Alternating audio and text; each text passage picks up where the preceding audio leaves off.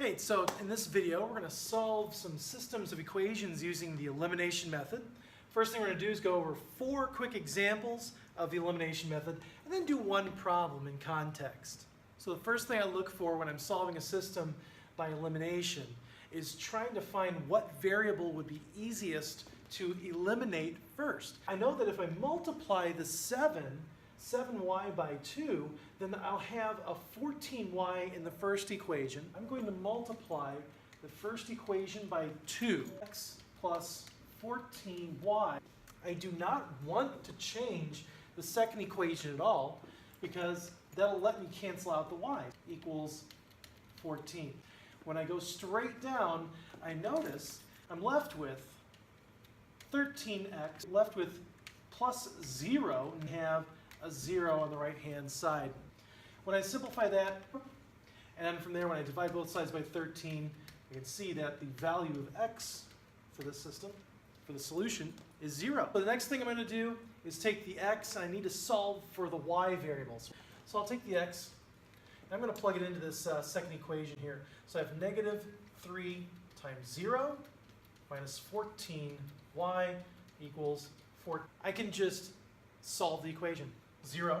So I'm left with negative 14y equals 14, and y equals 1. 0, 1, an x value and a y value. Sometimes you have to multiply both equations by a number in order to eliminate a variable. For example, I cannot just combine 9x and 4x and I get 13x. I look at the 8y and the 6y and nothing cancels. I think that the least common multiple of 8 and 6 is going to be the easiest one to work with. When I multiply 8 by 3, I get 24. And when I multiply 6 by 4, I get 24. So here's the plan. I'm going to multiply the first equation by 3.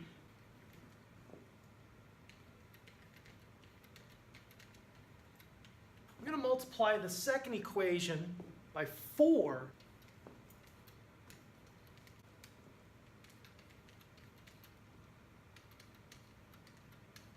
You'll notice that when I look at these two equations, it looks like I have a positive 24 and a positive 24. They have the same sign.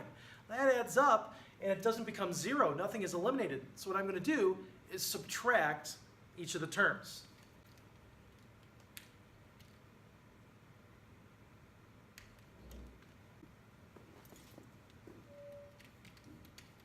The only thing left to do now is solve the equation. So I've solved for x, I just need a y. I'm going to look back at my original equations. I'm going to choose the second equation.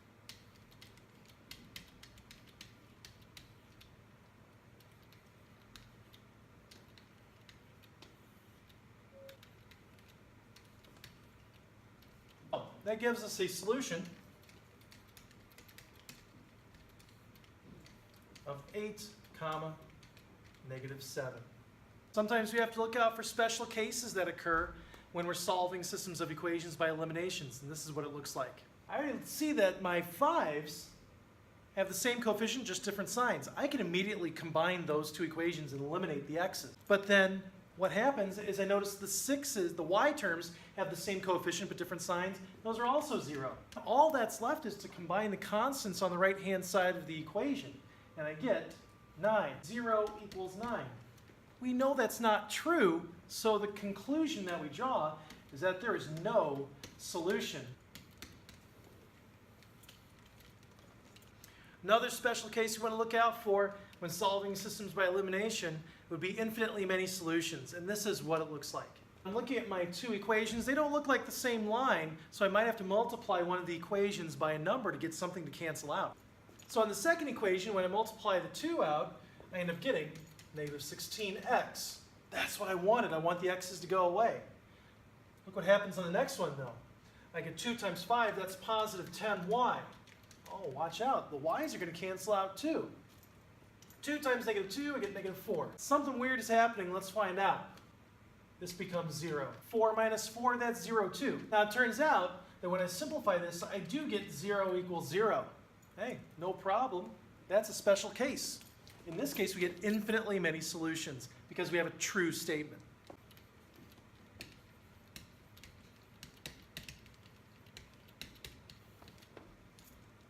Here's part 2 of the video, solving a problem in context. Let's say we have a 100-point test. We have 2 types of questions, 5 points and 2 points. And there's a total of 44 questions. I'd like to find out how many of each type of question there is on the test. So each one of these problems is going to have some restrictions. Let's spell those out. So the 2 restrictions I have in the situation is that I have 100 points all together, and 44 questions making up those 100 points. An added note is that the 100 points is made up by 5-point questions and 2-point questions. So now what I have to do is think of 2 linear equations that are going to represent each of these restrictions. X is going to be my 5-point questions, and Y be my 2-point questions. So I know that my X number of 5-point questions and my Y number of 5-point questions will come together to make 44. And I know that 5 times the number of 5-point questions and 2 times the number of 2-point questions gives me a total of the 100 points on this test. Got my 2 equations.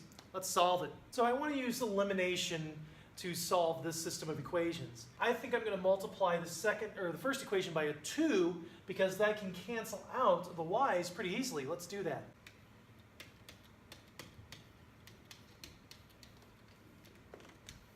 Since both of my 2 y's have the same sign, I'm going to subtract or change the sign of the second equation in order to eliminate the y's.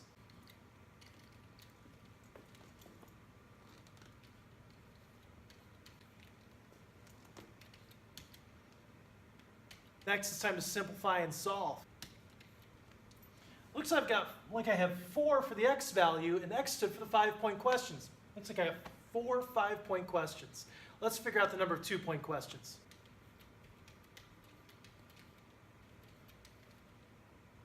This work is going to lead me to my solution.